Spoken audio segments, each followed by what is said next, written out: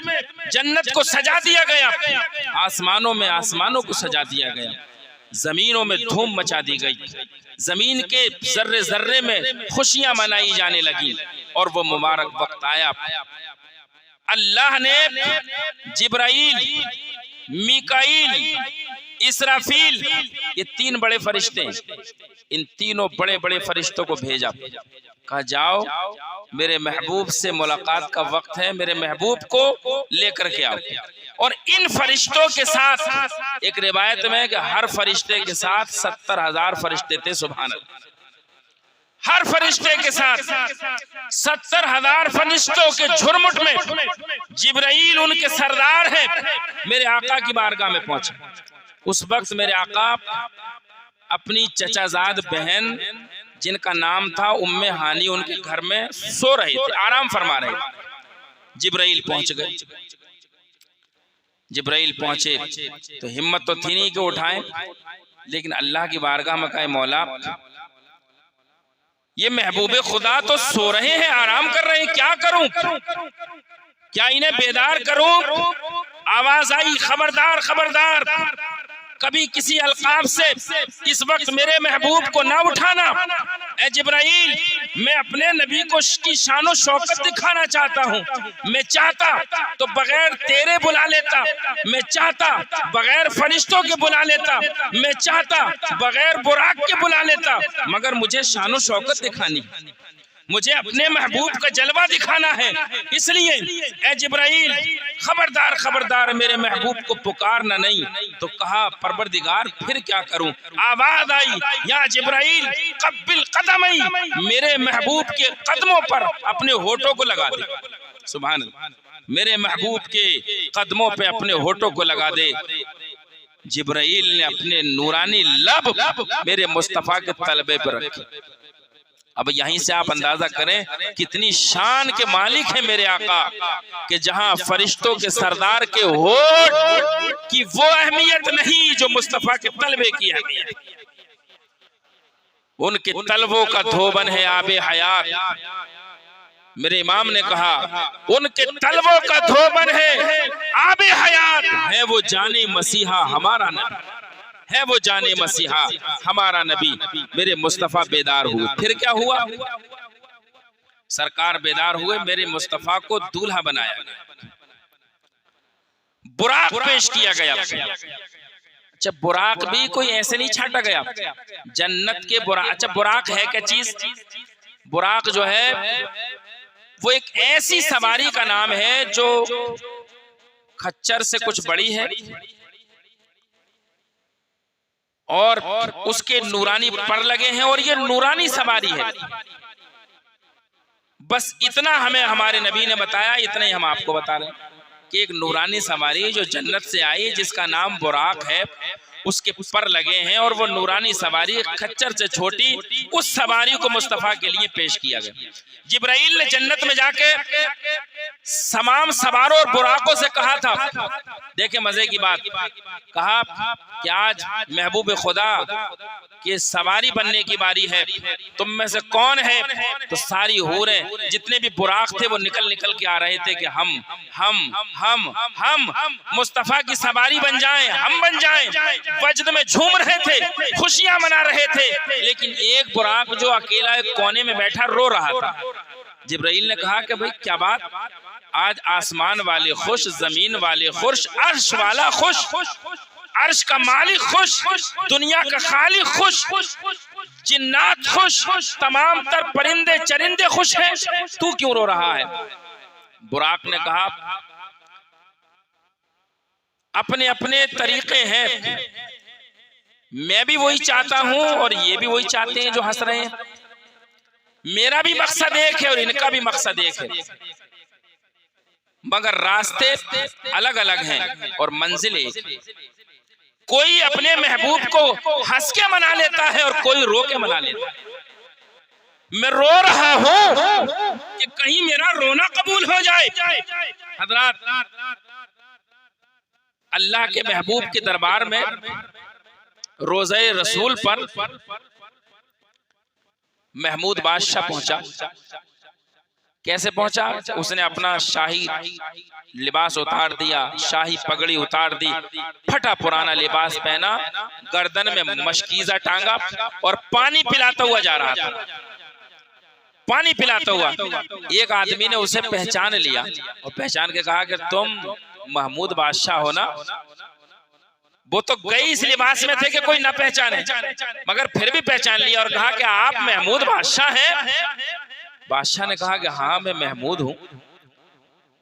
कहा कि जब तुम बादशाह हो तो फटे पुराने लिबास में लोगों को पानी पिलाते हुए आ रहे हो? महमूद ने कहा बादशाह हैं मगर अपने मुल्क के हैं, इस दर के तो हम सब गुलाम, इस दर के तो हम सब फकीर हैं। बादशाह ने कितना खूबसूरत जवाब दिया। फिर उस शख्स को एक और मिस्र का बादशाह मिला कि जो हुजूर की बारगाह में शाही लिबास पहन के, शाही पगड़ी पहन के, शाही रोब दबदबे से आ रहा था। उसी आदमी ने फिर रोका, रोक करके कहा कि बादशाह इतने आली दरबार में और इस तरह शान और शौकत से आ रहे हो? तो मालूम है उसने क्या जवाब दिया? उसने कहा तुम्हें मालूम नहीं है, ये बादशाहत मुझे इन्हीं से तो खैरात में मिली है, ये लिबास इन्हीं ने तो दिया है, ये पगड़ी इन्हीं ने तो दी है। अब मैं इस दिए हुए लिबास को पहन के इसलिए आया हूं ताकि देने वाला खुद देख ले कि मैंने दे दिया और इसने पहन लिया। ये जवाब भी खूबसूरत है ना? दोनों के जवाब अच्छे हैं, मतलब रास्ते अलग अलग हैं, मंजिल एक है कि मुस्तफा राजी हो जाए, मुस्तफा राजी हो जाए। इसी तरह जन्नत के तमाम जन्नत के तमाम बुराक थे, उनकी रास्ते अलग अलग थे लेकिन मंजिल एक थी। हंसने वाले भी चाहते थे सवारी हम बने, रोने वाला बुराक चाहता था सवारी मैं बनूं। आवाज आई जिब्राइल मुझे इसका रोना पसंद आ गया। सुभान अल्लाह, जिब्राइल मुझे इसका रोना पसंद आ गया, इसे ले जा मेरे महबूब की बारगाह में।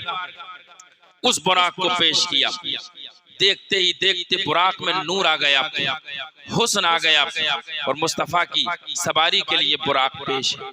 70,000 फरिश्ते, जिब्राइल, मीकाईल, इसराफील और फिर मेरे मुस्तफा के सीने को चाक किया गया। हुजूर का सीना कई दफा चाक किया गया, सीना चीरा, लेकिन सीना चीरा तो खून नहीं निकला। हमारा जिस्म कटता है तो खून निकलता है, नबी का सीना चीरा, फिर दिल निकाला, दिल को भी चीरा, खून नहीं निकला, नूरे मारिफत और इरफान भरा गया, अल्लाह की रहमत और करम के पानी से धोया गया और फिर दोबारा सी दिया गया। इसीलिए कुरान ने कहा अलम नशरह, आपका सीना चाक किया हुआ। अलम नशरह का माना ये सीना चाक किया गया, धोया गया। अब मैं यहाँ आपको एक नुक्ता पेश करता हूँ।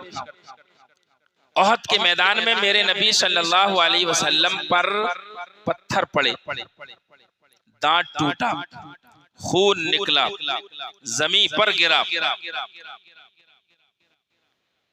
जो नबी को अपनी तरह बशर कहते हैं वो कहते हैं कि नबी बशर है इसीलिए तो खून निकला, नबी बशर है इसीलिए तो दांत टूटा, नबी बशर है इसीलिए तो जख्मी होकर जमीन पर गिरे। मैं कहना चाहता हूँ क्या लोगों, तुमने ओहद में मुस्तफा के जिस्म से खून को निकलना तो देख लिया, लेकिन जब मेरे नबी का शक्के सदर किया गया, सीना चाक किया गया, दिल निकाला गया और दिल को काटा गया, तब खून ना निकला, ये नहीं देखा, ये नहीं देखा। ओहद की मैदान में मुस्तफा के खून का निकलना बताता है कि मेरे नबी बशर हैं। क्या है? बशर है। और ये शक्के सदर का होना और खून का ना निकलना बताता है कि मेरे नबी नूर भी हैं, बशर है, हक है, बशर है, मगर हम जैसे बशर नहीं, वो नूरी बशर है। वो कैसे? नूरी बशर। हमारे नबी की बशरियत से तो इनकार है ही नहीं, वो बशर है मगर नूरी बशर है। फिर मुस्तफा को उस पर बिठाया गया। सुभान। दूल्हा बनाकर। और बिठाने की शान क्या थी? जिस पे पांव रखते हैं, नहीं पांव रख के पैर रख के जिस पे चढ़ते हैं घोड़े पे या किसी सवारी पे, तो उसे कहते हैं रिकाब। तो यूं ही मेरे नबी रिकाब में पैर डाल के नहीं चढ़े, बल्कि जिब्राइल ने रिकाब को पकड़ा, सुभान अल्लाह, और कहा या रसूल अल्लाह आइए अब पैर रखिए। हुजूर ने पैर रखा, सवार हुए। तो जिस पर सवार होते हैं घोड़े के ऊपर जीन कसी जाती है, उस जीन को इसराफील अलैहिस्सलाम ने पकड़ा और कहा या रसूल अल्लाह अब बैठिए, सुभान अल्लाह, अब तशरीफ लाइए। और उसकी लगाम को मीकाईल ने पकड़ा और कहा या रसूल अल्लाह बैठिए, सुभान अल्लाह। नूरी फरिश्तों के झुरमुट में अपनी नूरानी सवारी पर बैठ जाता है और बड़ी शान और शौकत के साथ वो सवारी मस्जिद हराम से रवाना होती है, सुभान, शान और शौकत के साथ। और ऐसी शान और शौकत की शान के साथ सवारी पेश की गई। मेरे पास अल्फाज नहीं है, मगर चंद अल्फाज हैं जो मैं आपके सामने पेश करता हूँ। किसी ने क्या खूब कहा है कि बाग़े आलम में बादे बहारी चली, बाग़े, अब ये सवारी चल रही है और इसके नक्शे को खींचा है कि बाग़े आलम में बादे बहारी चली और सरवरे अंबिया की सवारी चली, और ये सवारी सुए ज़ात बारी चली, ये सवारी सुए ज़ात बारी चली। अबुर रहमत उठा आज की रात है, अबुर रहमत उठा आज की रात है। और इसकी क्या शान थी इस बारात की कि तूर चोटी को अपनी झुकाने लगा, तूर चोटी को अपनी झुकाने लगा, तूर चोटी को अपनी, तूर भी शर्मिंदा हो गया, झुकाने लगा। और चांदनी चांद हर सो दिखाने लगा, चांदनी चांद हर सो दिखाने लगा। और अर्श से फर्श तक जगमगाने लगा, अर्श से फर्श तक जगमगाने लगा। क्यों? क्योंकि रश के सुबह सफा, बोलो आज की रात है, रश के सुबह सफा आज की रात। आप सिर्फ इतना कहें आज की रात है, रश के सुबह सफा आज की रात है। अबुर रहमत उठा आज की रात है। इस मेराज के मजे आप भी ले, जिब्राइल ने लिए, मीकाईल ने लिए, तमाम अंबिया ने लिए। आप इतना कहें कि अबुर रहमत उठा आज की रात है, अबुर रहमत उठा आज की रात है। और एक बार और सुने आखिरी, बर्क से तेज तर है बुराकाप का, बर्क से तेज तर है बुराकाप का, क्योंकि खालिक को है इश्तियाक आपका। और अब नहीं देखा जाता फिराक आपका, अब जुदाई बर्दाश्त नहीं होती, अब नहीं देखा जाता फिराक आपका। और इतनी जल्दी रवा आज की रात है, सब बोलो इतनी जल्दी रवा आज की रात है। और हुस्न जज्बे तलब आज की रात है, दाएं बाएं फरिश्तों की बारात है। और सर पे नूरानी सहरे की क्या बात है, सर पे नूरानी सहरे की क्या बात है। और शाह दूल्हा बना आज की रात है, शाह दूल्हा बना आज की रात है। सुभान अल्लाह सुभान अल्लाह। फिर वो सवारी निकलती है और चलते चलते एक मकाम आया, जिब्राइल ने कहा या रसूलल्लाह ठहरे, यहाँ 2 रकात नमाज पढ़ी, 2 रकात नमाज पढ़ी। अर्ज किया या रसूल अल्लाह ये वो जगह है जहां आप हिजरत करके आएंगे, आपका मदीना है ये। फिर सवारी चली, फिर एक मकाम आया, कहा या रसूल अल्लाह ठहरे, 2 रकात यहाँ पढ़े, वहां 2 रकात पढ़े। वहां हजरत मूसा अलैहिस्सलाम की कब्र थी और मूसा अलैहिस्सलाम अपनी कब्र के अंदर खड़े हुए नमाज पढ़ रहे। ये मेरे नबी ने देखा और बताया।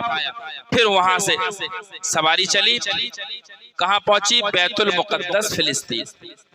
जब वहां पहुंचे तो आदम से लेकर ईसा तक सारे नबी वहां मौजूद थे। सारे नबी वहां मौजूद थे, आदम से लेकर ईसा तक। तो फिर हजरत मूसा भी मौजूद थे। अभी आपने सुना कि हजरत मूसा, शकील भाई, हजरत मूसा कब्र में खड़े होकर नमाज पढ़ रहे थे, मेरे मुस्तफा कहते हैं। और जब मैं वहां पहुंचा तो वहां भी मौजूद थे। और यही नहीं, फिर मेरे नबी जब आसमानों पे पहुंचे तो छठे आसमान पे भी मूसा, एक मूसा कब्र में भी, मस्जिद अक्सा में भी, छठे आसमान पे भी। अगर पहले का जमाना होता तो ये समझना मुश्किल होता, मगर आज के दौर में तो बड़ा आसान है। भाई एक आदमी, तुमने देखा होगा, एक आदमी टीवी के जरिए, इंटरनेट के जरिए एक जगह खड़े होकर सैकड़ों जगह दिखाई दे सकता है। तो अल्लाह का नबी अगर एक जगह रहकर सैकड़ों जगह अपने जलवे दिखा दे तो हैरत की बात है, ताज्जुब की बात क्या है। इसी तरह हजरत मूसा का जलवा कब्र में भी था, मस्जिद अक्सा में भी थे और वो छठे आसमान पे भी थे। फिर क्या हुआ? मुसल्ला खाली था, जिब्राइल ने अजान पढ़ी। सुभान अल्लाह। ऐसी नमाज नहीं देखी होगी जहां सारे नबी मुक्तदी हों, फरिश्तों का सरदार अजान पढ़े और सारे नबियों के सरदार की बारगाह में जिब्राइल ने अर्ज किया या रसूल अल्लाह ये मुसल्ला आपके लिए खाली है। मेरे नबी भी जानते थे मेरे लिए है, मगर हम मुसल्ले पे खुद चढ़ जाएं तो ये शान नहीं है। शान ये है मुक्तदी कहें कि आप नमाज पढ़ाएं, शान ये है कि लोग कहें हम आपके पीछे पढ़ना चाहते हैं। सारे नबी अदब से खड़े हैं, सर झुकाए खड़े हैं। जिब्राइल कहते हैं ये सब आपके मुंतजिर हैं, या रसूलुल्लाह आगे बढ़े। मेरे नबी आगे बढ़े, नमाज पढ़ाई। अच्छा, सारे नबियों को अल्लाह ने नमाज क्यों पढ़वाई? भाई ऐसी कौन सी वजह थी कि नमाज पढ़वाई और सबका इमाम मेरे नबी को बनाया? वो इसलिए कि सारे नबी जान ले, सारे नबी जान ले कि तुम नबी हो अपनी उम्मतों के और मेरा महबूब तुम्हारा भी नबी है, मेरा महबूब तुम्हारा भी नबी है, तुम्हारा भी रसूल है। इसलिए मैंने अपने महबूब से इमामत करवाई और सारे नबियों को मुक्तदी बना दिया। फिर उसके बाद जलसा हुआ। उसके बाद क्या हुआ? जलसा। सबने एक एक नबी ने खड़े होकर अल्लाह की तारीफ की और उसके साथ साथ मेरे नबी की तारीफ की। आखिर में मेरे नबी खड़े हुए, आखिर में, और मेरे नबी ने कहा अल्हम्दुलिल्लाहि अल्हम्दुलिल्लाहिल्लज़ी अरसलना रहमतल लिल आलमीन। तमाम तारीफें अल्लाह के लिए जिसने मुझे तमाम आलम के लिए रहमत बनाकर भेजा। सुबह जब मेरे नबी ने तकरीर कर ली तो हजरत इब्राहिम खलीलुल्लाह खड़े हुए उस मजमे में, नबियों के मजमे में, और क्या कहा मालूम है? इब्राहिम खलीलुल्लाह खड़े हुए कहा है नबियों, हम सब नबी हैं बेशक, हम सब नबी हैं बेशक, अल्लाह के नबी हैं, मगर जो शान मुस्तफा की है वो हम में किसी की नहीं। जो शान मुस्तफा की है हम में किसी की नहीं। इसीलिए तो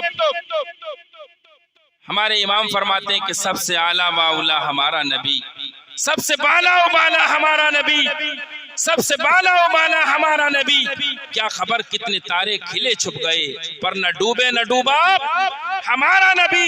और सब चमक वाले उजलों में चमका किए, अंधे शीशों में चमका हमारा नबी, अंधे शीशों में चमका हमारा नबी। वो कर्न बदली रसूलों की होती रही, कर्न बदली रसूलों की होती रही, पर न बदले न बदला हमारा नबी, पर न बदले न बदला हमारा नबी, दोनों आलम का दूल्हा हमारा नबी, खल्क से औलिया, खल्क कहते हैं मखलूक को, यानी हम सबसे अल्लाह के वली बेहतर है, वलियों से नबी बेहतर है, नबी से रसूल बेहतर है। तो क्या कहा, खल्क से औलिया, औलिया से रसूल, और रसूलों से आला हमारा नबी, और रसूलों से आला हमारा नबी। फिर मेरे मुस्तफा का सफर शुरू होता है आसमानों की तरफ। बुराक की रफ्तार क्या थी भाई? उसकी रफ्तार का आलम यह था कि जहां निगाह पड़ती थी बुराक का पहला कदम वहां पड़ता था। हमारी निगाह कहां पड़ती है? हम आसमान को देखें तो सूरज पर निगाह डालें, एक कदम वहां पड़ता जहां निगाह पड़ती, देखते ही देखते पहला आसमान आ गया और आसमान के फरिश्ते तैयार थे, दरवाजा खोला गया। पहले आसमान पर हजरत आदम खड़े थे। अब आप देखें, आदम मस्जिद अक्सा में भी थे और आदम पहले आसमान पे भी है। ये अल्लाह की रहमत और करम देखें और अपने नबियों की दी हुई ताकत देखें।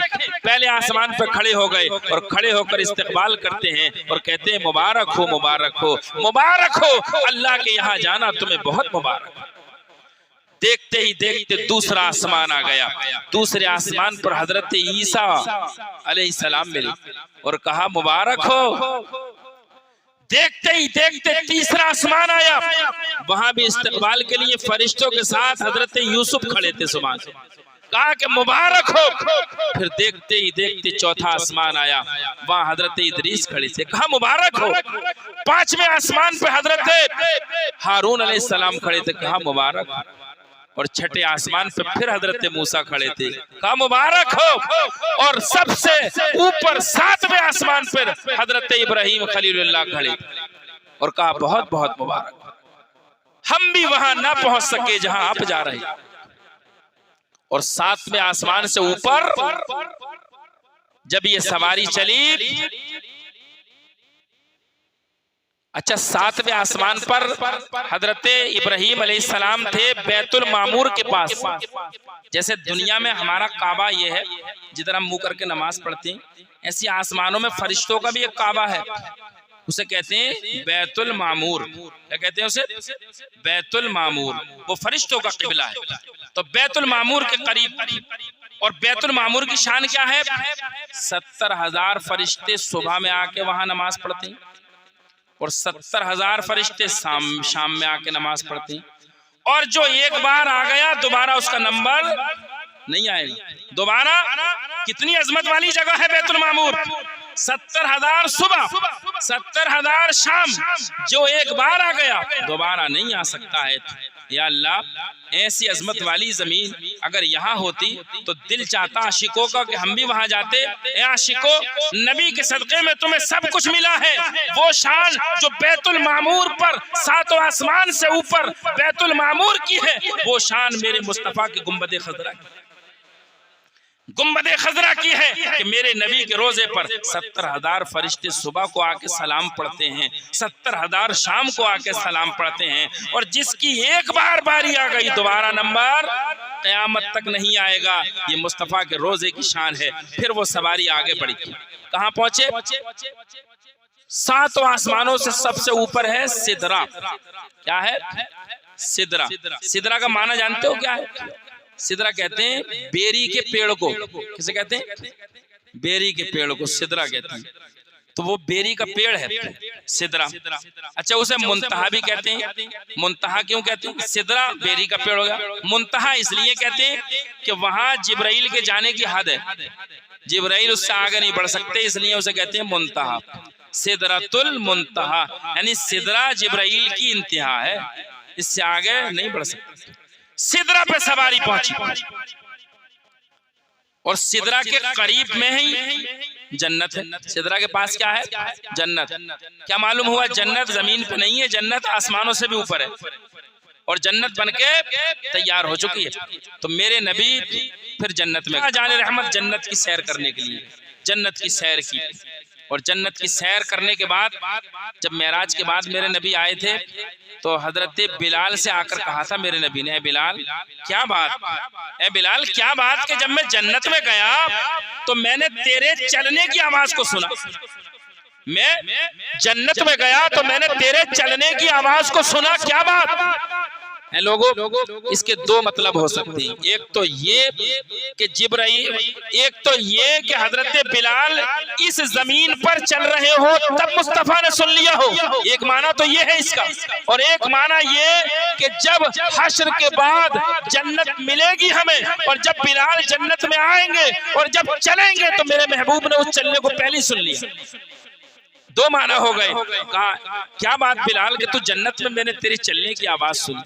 बिलाल ने कहा या रसूल अल्लाह, ये आपकी गुलामी का सदका, और आपकी गुलामी के सदके में मैं जब वजू करता तो तहियतुल वजू के नाम से 2 रकात पढ़ता हूँ या रसूल अल्लाह। बस मेरे आका ने फरमाया मेरी मोहब्बत में तेरा पिटना और 2 रकात तहियतुल वजू पढ़ना ही तेरा जन्नत में तेरे जूतों की आवाज के सुनने का बाइस बन गया, ये सबब बन गया। फिर जन्नत से बाहर आए, बाहर आने के बाद फिर सिदरा से आगे का सफर तय हुआ। हर आसमान की दूरी इतनी है जमीन से आसमान तक कि अगर कोई चले तेज रफ्तार सवारी तो 500 साल में पहुंचे एक आसमान, फिर दूसरे पे 500 साल में, इसी से आप अंदाजा लगा लें, 7 पंजे 3500 साल में। और फिर इतनी ऊंचाई पे सिदरा है, वहां जिब्राइल की हद है। फिर मेरे मुस्तफा ने फरमाया जब मेरे नबी आगे बढ़े तो जिब्राइल की जो हद थी ना रेखा, वहीं ठहर गए। मेरे नबी आगे बढ़े, ठहरे, पीछे देखा, कहा जिब्राइल क्यों रुक गए? जिब्राइल चलिए। जिब्राइल ने कहा या रसूल अल्लाह, मेरी हद पूरी हो गई, अब मैं नहीं जा सकता। अगर एक जर्रा भी मैं आगे बढ़ा तो अल्लाह के अनवार और तजल्लियात से जल के खाक हो जाऊं, आगे नहीं बढ़ सकता। फिर मेरे नबी ने फरमाया जिब्राइल तू तो आगे नहीं बढ़ सकता, लेकिन मैं तो जाऊं, बता तू क्या चाहता है, कौन सी तेरी हाजत है जो मैं अल्लाह की बारगाह में पेश करूं, कौन सी हाजत है तेरी?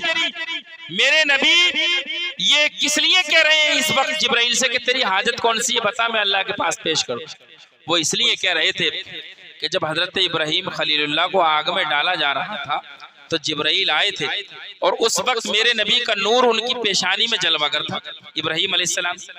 तो जिब्राइल ने कहा था ए इब्राहिम आग में डाला जा रहा है, बताओ अगर चाहो तो पर मार के आग को ठंडा कर दो क्या? हजरत इब्राहिम ने कहा था मुझे तुझसे कोई हाजत नहीं है। फिर उसके बाद जिब्राइल ने कहा अच्छा मुझसे हाजत नहीं तो मैं वहां जा सकता हूं जहां तुम नहीं जा सकते, मेरी पहुंच सिदरा तक है, मैं अल्लाह से गुफ्तगू करता हूँ, कोई हाजत हो तो मुझसे कह दो ताकि मैं सिदरा पर पहुंचूं और तुम्हारे रब से कह दूं कोई हाजत हो तो बताओ। तो उस वक्त हजरत इब्राहिम अलैहिस्सलाम ने कहा था जानता है वो मेरा रब्बे जलील, आग में पड़ता है अब उसका खलील। ए जिब्राइल तेरे कहने की जरूरत नहीं है, मेरा रब खुद जानता। तो मेरे नबी पेशानी में थे और सुन रहे थे, इसलिए आज जिब्राइल को याद दिला रहे हैं जिब्राइल तुमने कहा था मैं वहां जा सकता हूं जहां तुम नहीं जा सकते। ए जिब्राइल ने सुन ले, आज मैं वहां जा रहा हूं जहां तू भी नहीं जा सकता, जहां तेरी भी रसाई नहीं है वहां मैं जा रहा हूं मेरे मुस्तफा के लिए। फिर सवारी तब्दील हो गई, सवारी तब्दील हो गई। हदीसों में आया है कि फिर एक नूरानी रफरफ आया।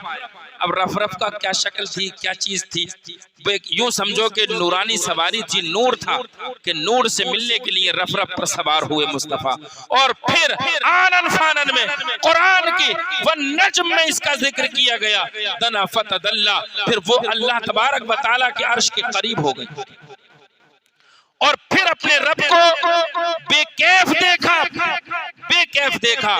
कुरान ने कहा वकान क़ाब क़ौसैन औ अदना, इतने करीब हो गए, इतने करीब हो गए जैसे कि दो कमाने आपस में मिलती हैं। वहां जाकर कैफ खत्म, कैफियत खत्म। अब कोई कैसे बताए कि वहां क्या हुआ, बस कुरान ने हमें इतना बताया फअौहा इला अब्दिही मा औहा, अल्लाह ने जो दिया अपने महबूब को दिया, महबूब ने जो चाहा वो लिया। लेने वाला जाने, देने वाला जाने। जब मेरे मुस्तफा वहां पहुंचे तो पहुंचते ही मेरे नबी ने क्या कहा, आखिरी लफ्ज चल रहे, पहुंचते ही मेरे नबी ने क्या कहा, अत्तहियातु।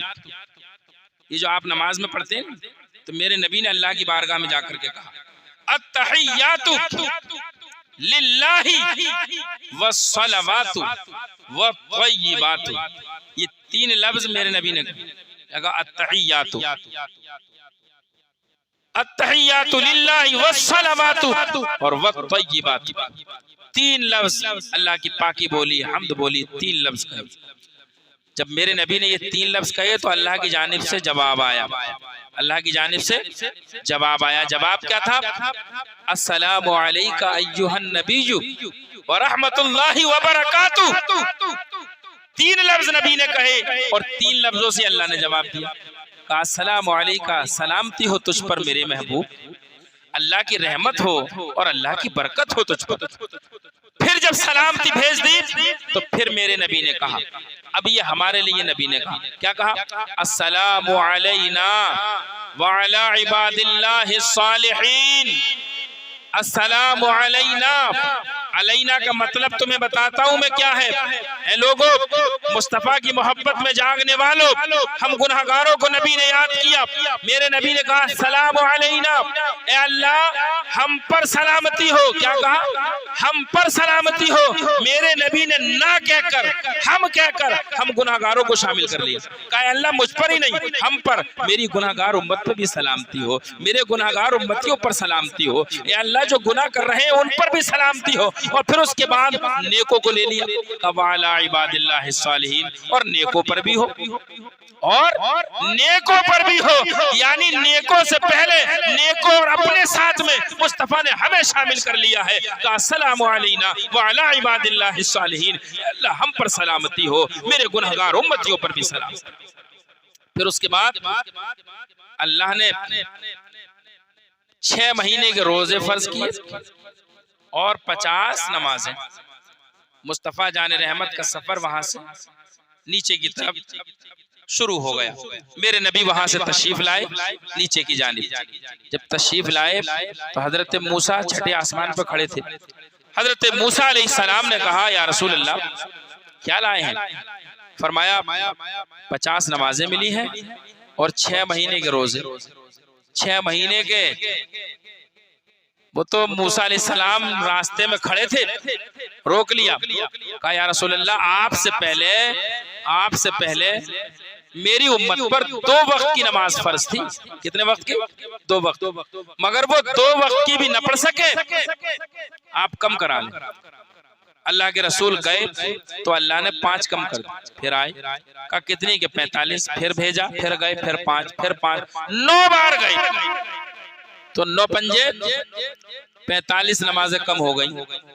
कहा या रसूल अल्लाह अब कितनी है? सरकार ने फरमाया कि मूसा अब 5 रह गई। कहा कि या रसूल अल्लाह भी और कम कर पाए, मेरी उम्मत 2 न पढ़ सकी। आपने कहा कि अब मुझे हयात थी, अब नहीं जाऊंगा, अब मुझे हयात थी, अब नहीं जाऊंगा। 50 वक्त की नमाज 5 रह गई और 6 महीने के रोजे 1 महीने के। 6 महीने के रोजे 1 महीने के, 50 वक्त की नमाज 5 वक्त की नमाज रह गई।